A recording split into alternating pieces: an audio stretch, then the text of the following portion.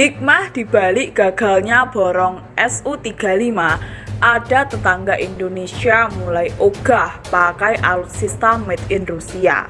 Indonesia merupakan salah satu negara yang menggunakan alutsista buatan Rusia. Jet tempur yang saat ini masih digunakan TNI AU, beberapa di antaranya adalah buatan Rusia. Salah satunya jet tempur Su-30 yang merupakan buatan Rusia. Jet tempur Sukhoi Su-30 yang digunakan oleh Indonesia yakni Su-30 Mk2. Sebagai pengguna jet tempur Rusia, tentunya Indonesia paham betul keunggulan Sukhoi. Dalam laporan TNI AU.mil.id diterangkan bila Su-30 adalah pesawat tempur yang dikembangkan oleh Sukhoi Rusia pada tahun 1996. Su-30 adalah pesawat tempur yang multifungsi, yang efisien dipakai sebagai pesawat serang darat.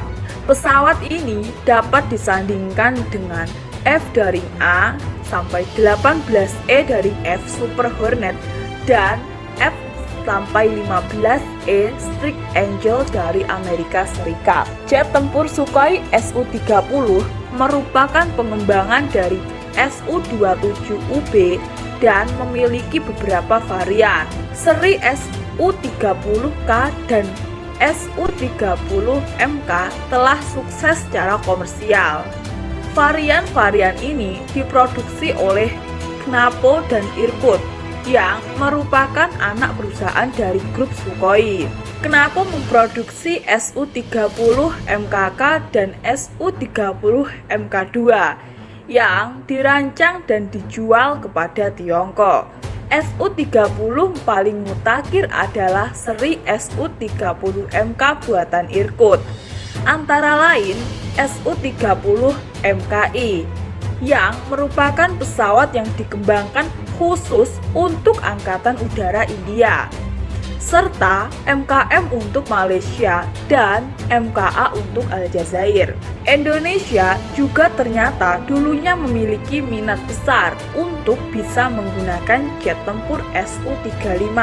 Keinginan Indonesia untuk diperkuat dengan Su-35 diupayakan begitu serius oleh Indonesia. Dalam laporan TNI AU.mil.id juga menerangkan bila TNI AU telah melaksanakan kursus bahasa Rusia untuk menyambut Su-35. Akan tetapi, Indonesia tak jadi membeli jet tempur Su-35. Laporan antara menuturkan bila Indonesia secara resmi tak jadi membeli Su-35 buatan Rusia. Dalam klarifikasi yang disampaikan oleh Kepala Staf Angkatan Udara, Marsikal TNI Fajar Prasetyo, anggaran adalah sebab utama pembatalan tersebut. Sukhoi Su-35 dengan berat hati. Ya, kita harus meninggalkan perencanaan itu. Karena kembali lagi dari awal, kita sebutkan bahwa pembangunan kekuatan udara sangat bergantung dari anggaran. Di balik batalnya Indonesia membeli Su-35 mengungkapkan sebuah tabir penjualan alutsista Rusia di Asia. AS menghadirkan sanksi CATSA untuk bisa menghentikan ketergantungan alutsista global pada Rusia. Jika masih membeli senjata Rusia, maka akan dijatuhi sanksi CATSA oleh AS.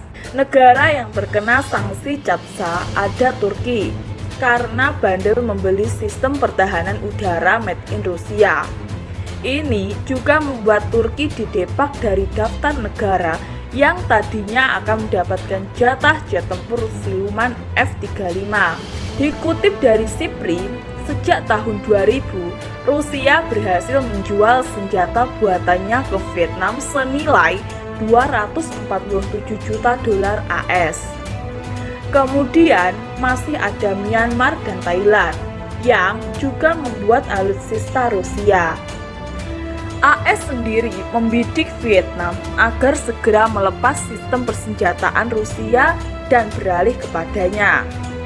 Mengejutkannya, Vietnam malah berminat mengganti alutsistanya dengan buatan AS. Namun, semuanya tak akan mudah bagi Vietnam dalam menjalani hal ini.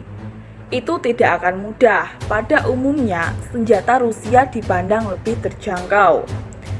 Terlebih banyak penjabat militer senior Vietnam dilatih di Uni Soviet dan Rusia. Jadi, mereka tetap akan berhubungan dekat. Jelaslah Ho Hip, seorang penjabat senior di program studi Vietnam di ISIS Yusuf Isha Institute. Jika mau melepaskan diri dari senjata Rusia, setidaknya Vietnam harus mempersiapkan anggaran sangat besar. Ini masalah kompatibilitas. Vietnam mungkin akan melepaskan diri dari peralatan militer Rusia secara bertahap. Terlepas dari hal di atas, Indonesia sendiri setelah gagal membeli Su-35 banting setir dengan memborong Rafael. Kini TNI AU tengah menunggu kedatangan jet tempur Rafael buatan Prancis.